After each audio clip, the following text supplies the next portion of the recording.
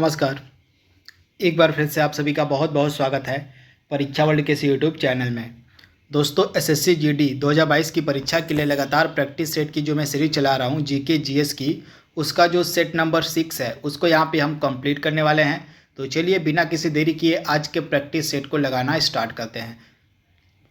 पहला प्रश्न आपके सामने है, देवबंद आंदोलन कहाँ पर हुआ था, आपसे पूछा जा रहा है। देवबंद आंदोलन कहाँ पर हुआ था?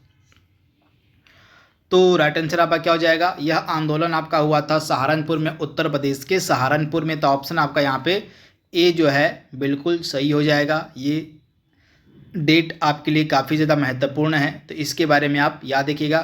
तथा इसका वर्ष क्या था इस आंदोलन का? 1866-67 के दौरान जो है यह आंदोलन शुरू हुआ था। तो आप इसे याद रखिएगा, इम्पॉर्टेंट है। इंडिया डिवाइडेड नामक पुस्तक किसके द्वारा लिखी गई है? इंडिया डिवाइडेड नामक पुस्तक के लेखक आपसे पूछे जा रहे हैं कि कौन है।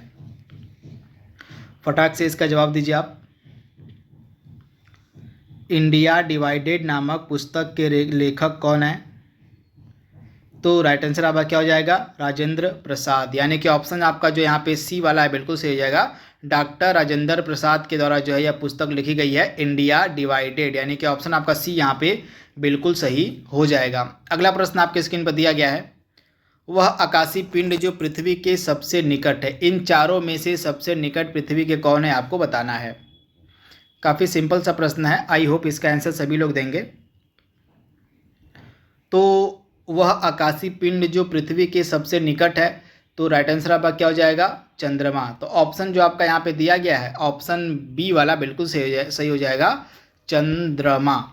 वह निर्वाचक मंडल जो उपराष्ट्रपति के चुनाव में हिस्सा लेता है, आपको बताना है कि वह निर्वाचक मंडल कौन है जो उपराष्ट्रपति का चुनाव करता है। इम्पॉर्टेंट प्रश्न है। तो vice president of India, Bharat के उपराष्ट्रपति के चुनाव में कौन हिस्सा लेते हैं? लोकसभा और राज्यसभा के मेंबर। तो आप इसे याद रखिएगा, लोकसभा और राज्यसभा के सदस्य जो हैं उपराष्ट्रपति के चुनाव में वोट करते हैं, हिस्सा लेते हैं। तो ये चीज़ आपको पता होनी चाहिए। तो ऑप्शन आपका डी यहाँ पे बिल्कुल सही हो जाएगा। वर्तमान में क्या बता सकते हैं कि हमारे वाइस प्रेसिडेंट ऑफ इंडिया कौन है, हमारे उपराष्ट्रपति कौन है और कौन से क्रम के हैं? ये दोनों प्रश्नों का जवाब आप कमेंट बॉक्स में हमें दीजिएगा। अगला प्रश्न आपकी स्क्रीन पर है, पद्मावत नामक साहित्यिक कृति के रचनाकार यहाँ पे पूछे जा रहे हैं कौन है? पद्मावत के रचनाकार यहाँ पे पूछे जा रहे हैं कि कौन है?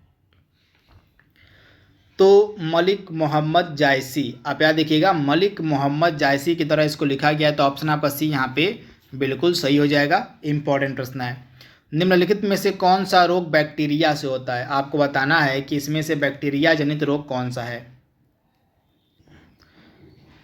तो इसमें से बैक्टीरिया जनित रोग कौन सा है आपका?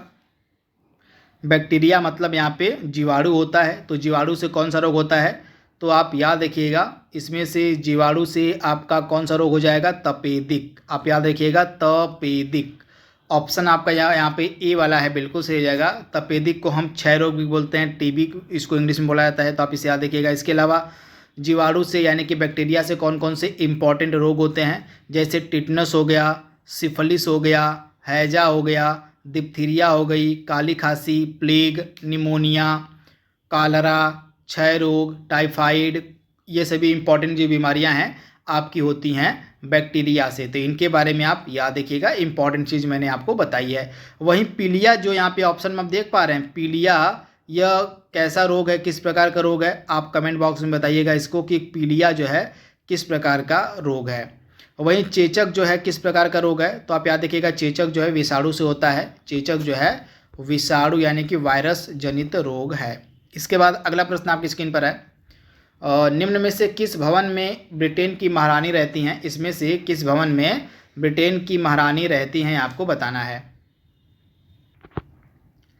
तो राइट आंसर आपका क्या हो जाएगा? बकिंघम पैलेस में। यानी कि ऑप्शन आपका यहाँ पे बी जो है बिल्कुल सही हो जाएगा। बकिंघम पैलेस में जो है ब्रिटेन की महारानी रहती हैं। वहीं 10 डाउनिंग स्ट्रीट किसका निवास स्थान है?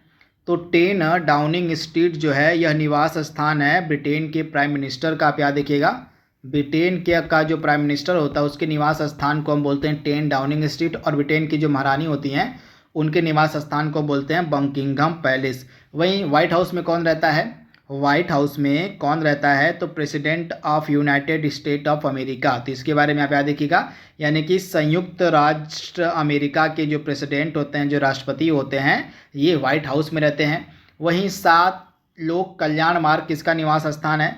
तो 7 लोक कल्याण मार्ग जो है यह निवास स्थान है प्रेसिडेंट ऑफ इंडिया का। तो इसके बारे में आप याद रखिएगा, इंपॉर्टेंट चीज़ मैंने आपको बताई है। अगला प्रश्न आपके सामने है, इंडियन सिविल सर्विस की परीक्षा पास करने वाले पहले भारतीय कौन थे? इंडियन सिविल सर्विस की परीक्षा को पास करने वाले पहले भारतीय पूछे गए हैं आपसे।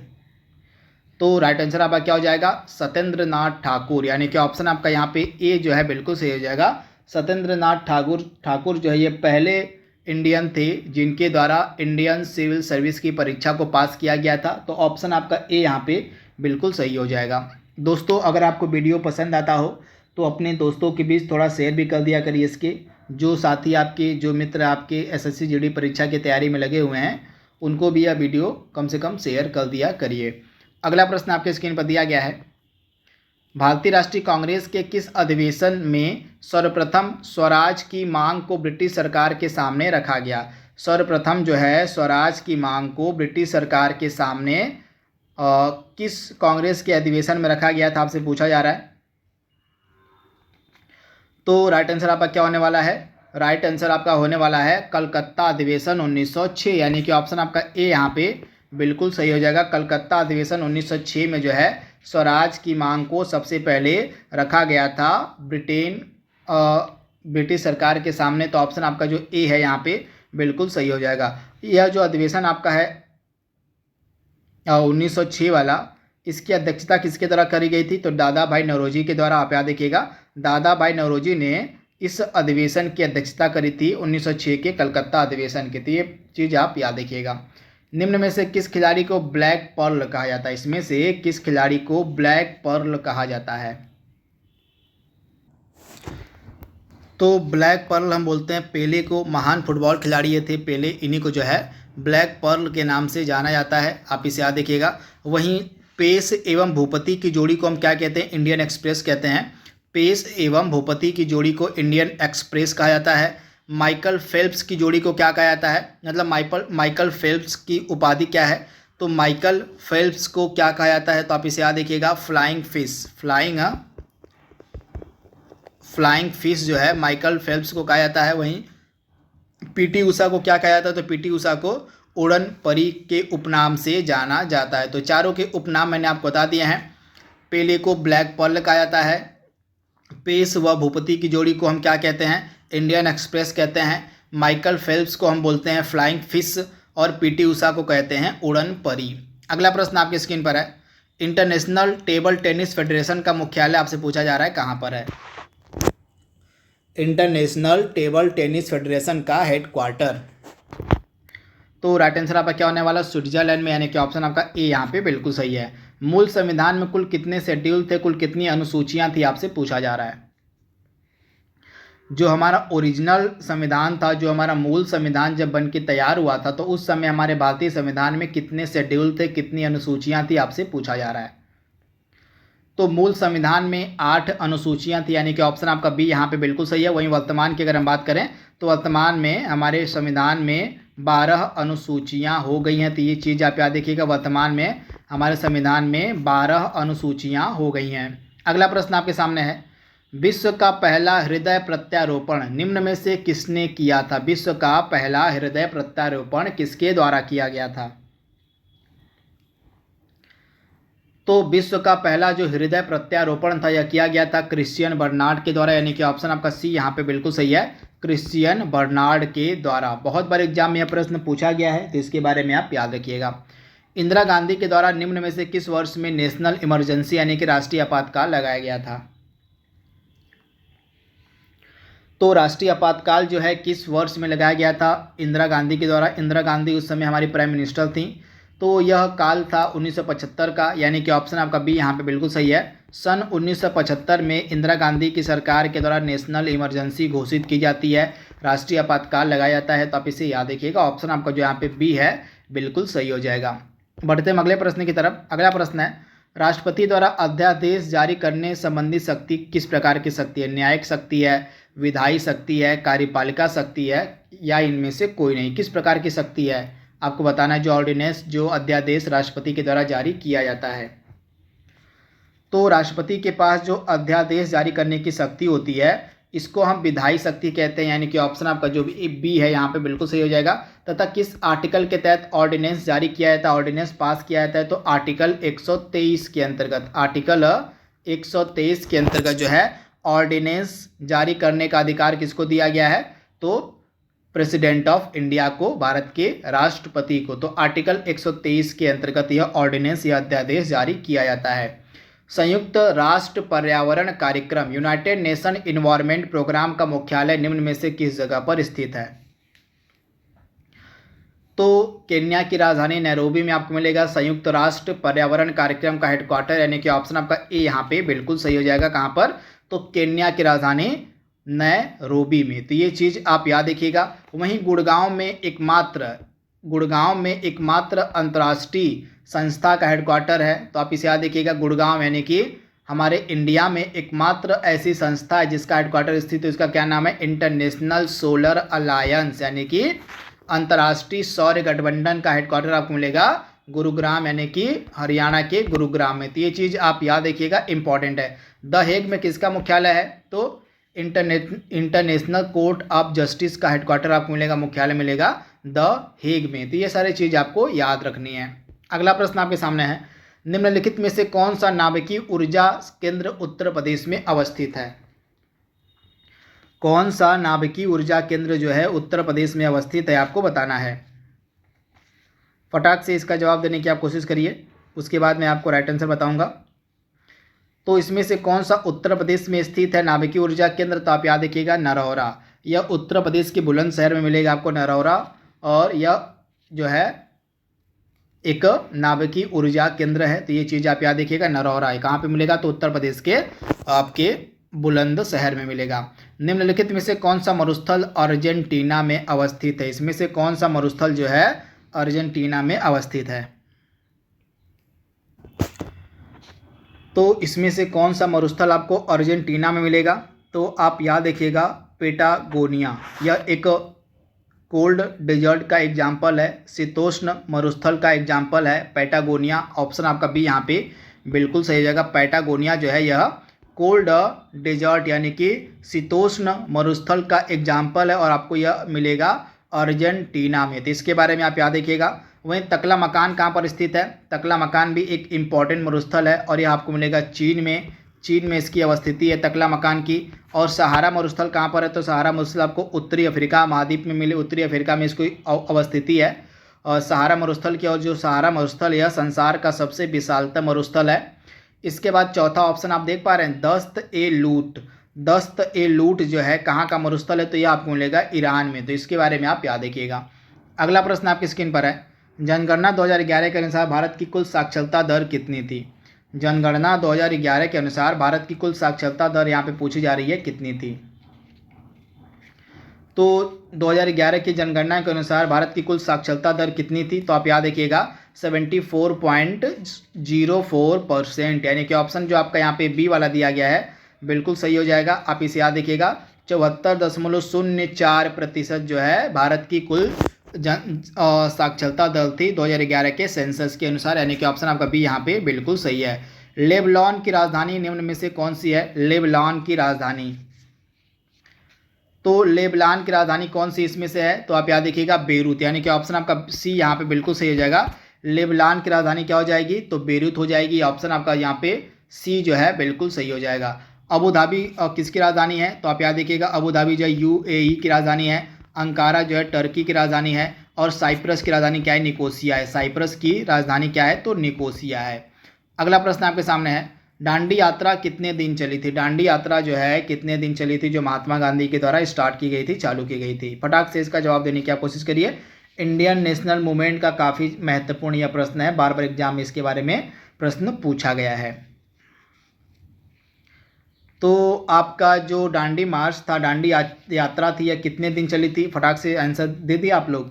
तो चलिए मैं आपको इसका आंसर बता देता हूँ। यह जो यात्रा थी आपकी टोटल कितने दिन चली थी? तो राइट आंसर आपका क्या होने वाला है आपका 24 डेज, यानी कि ऑप्शन आपका सी यहाँ पे बिल्कुल सही है। दांडी मार्च की शुरुआत होती है 12 मार्च 1930 को। 12 मार्च 1930 से जो है दांडी मार्च आपका स्टार्ट होता है कहाँ से? तो यह आपका स्टार्ट होता है 12 मार्च 1930 से। तो ये चीज़ आप याद रखिएगा। तथा महात्मा गांधी के द्वारा 6 अप्रैल 1930 को, महात्मा गांधी के द्वारा 6 अप्रैल 1930 को दांडी पहुंचकर नमक कानून को तोड़ दिया जाता है। तो इसी में आप डिफरेंस निकाल लीजिए। 12 मार्च को यह स्टार्ट होती है यात्रा और 6 अप्रैल को महात्मा गांधी के द्वारा नमक कानून को तोड़ दिया जाता है। तो इस प्रकार से 24 डेज चली थी आपकी दांडी यात्रा। तो ऑप्शन आपका जो यहाँ पे सी वाला है बिल्कुल सही हो जाएगा। प्रसिद्ध गीत सरफरोशी की तमन्ना अब हमारे दिल में है, इसके रचनाकार, इसके रचयिता कौन है आपसे पूछा जा रहा है। तो ये चीज़ आप याद रखिएगा, इसके रचनाकार, इसके रचयिता कौन है? बिस्मिल अजीमाबादी। आप याद रखिएगा बिस्मिल अजीमाबादी के द्वारा यह गीत लिखा गया है फेमस, सरफरोशी की तमन्ना अब हमारे दिल में है। तो ऑप्शन आपका बी यहाँ पे बिल्कुल सही हो जाएगा। अगला प्रश्न आपके सामने है, निम्न में से किसने जड़त्व का नियम प्रतिपादित किया था? जड़त्व का नियम किसके द्वारा प्रतिपादित किया गया था? तो जड़त्व का नियम प्रतिपादित किया गया था किसके द्वारा? तो गैलीलियो के द्वारा। ऑप्शन आपका जो सी यहाँ पे है बिल्कुल सही हो जाएगा, गैलीलियो के द्वारा। और किस उपकरण की सहायता से विद्युत प्रवाह को मापा जाता है? किस उपकरण की सहायता से विद्युत प्रवाह को मापा जाता है? तो राइट आंसर आपका क्या हो जाएगा? अमीटर की सहायता से, यानी कि ऑप्शन आपका ए यहाँ पे बिल्कुल सही हो जाएगा। अमीटर की सहायता से जो है विद्युत प्रवाह को मापा जाता है, यानी कि ऑप्शन आपका जो ए है यहाँ पे बिल्कुल सही हो जाएगा। अगला प्रश्न आपके सामने है, धातुओं में सल्फेट के कारण पानी अस्थायी खारेपन को सल्फेट के कारण जो पानी में अस्थायी खारापन हो जाता है, इसको दूर किस प्रकार से किया जा सकता है आपसे पूछा जा रहा है। तो सल्फेट के कारण जो पानी अस्थायी रूप से खारा हो जाता है उसको हम किस प्रकार से शुद्ध कर सकते हैं, नॉर्मल कर सकते हैं? तो जियोलाइट की मदद से, यानी कि ऑप्शन आपका जो ए है यहाँ पे बिल्कुल सही जगह, जियोलाइट्स की मदद से जो है इस खारेपन को दूर किया जा सकता है, ख़त्म किया जा सकता है। तो इसके बारे में आप याद रखिएगा किसके? तो जियोलाइट्स की मदद से। भारतमाला परियोजना से भारत का निम्न में से कौन सा इंफ्रास्ट्रक्चर क्षेत्र संबंधित है? भारतमाला परियोजना का संबंध निम्न में से किससे है आपसे पूछा जा रहा है। तो राजमार्गों के निर्माण से यह रिलेटेड थी आपकी भारतमाला परियोजना। तो ऑप्शन आपका जो यहाँ पे डी वाला दिया गया है बिल्कुल सही हो जाएगा, राजमार्ग निर्माण से। यहाँ पे आप देख पा रहे हैं 31 जुलाई 2015 को जो है भारतमाला परियोजना की शुरुआत की गई थी। तो आप इसे याद देखिएगा। तथा यह किस मंत्रालय के अंतर्गत आता है? तो सड़क परिवहन एवं राजमार्ग मंत्रालय। अगला प्रश्न है, चार्ल्स डार्विन ने निम्न में से कौन सा सिद्धांत दिया था? चार्ल्स डार्विन के द्वारा कौन सा सिद्धांत दिया गया था? तो राइट आंसर आपका क्या हो जाएगा? चार्ल्स डार्विन के द्वारा जो है विकासवाद का सिद्धांत दिया गया था, यानी कि ऑप्शन जो आपका ए वाला है यहाँ पे बिल्कुल सही हो जाएगा। वह हार्मोन जो बीजों को सुप्त अवस्था में रखता है कौन सा है? कौन सा हार्मोन है जो इसमें से बीजों को सुप्त अवस्था में रखता है? तो बीजों को सुप्त अवस्था में रखने वाला जो हार्मोन है इसमें से कौन सा है? तो राइट आंसर आपका क्या हो जाएगा? राइट आंसर आपका होने वाला एब्सिसिक अम्ल। आप इसे याद देखिएगा, जो एब्सिसिक एसिड है, जो एब्सिसिक अम्ल है, यह जो है बीजों को सुप्त अवस्था में रखता है, यानी कि ऑप्शन आपका सी यहाँ पे बिल्कुल सही हो जाएगा। अगला प्रश्न आपके सामने है, कोशिका का कौन सा भाग प्रोटीन का संश्लेषण करता है? इंपॉर्टेंट प्रश्न। कोशिका का कौन सा भाग जो है प्रोटीन का संश्लेषण करता है? तो राइट आंसर आपका क्या हो जाएगा? कोशिका का कौन सा भाग जो है प्रोटीन का संश्लेषण करता है? तो राइट आंसर आपका क्या हो जाएगा? राइबोसोम, यानी कि ऑप्शन आपका ए यहाँ पे बिल्कुल सही हो जाएगा, राइबोसोम। आज का लास्ट प्रश्न आपके सामने है, इनमें से आपको बताना है कि कौन सा सुमेलित नहीं है। और देश दिया गया है और प्रावधान दिया गया है, इसमें से आपको बताना है कि कौन सा सही सुमेलित नहीं है। फटाक से इसका जवाब दीजिए आप। तो आइए इस प्रश्न को सॉल्व कर लेते हैं। तो संविधान की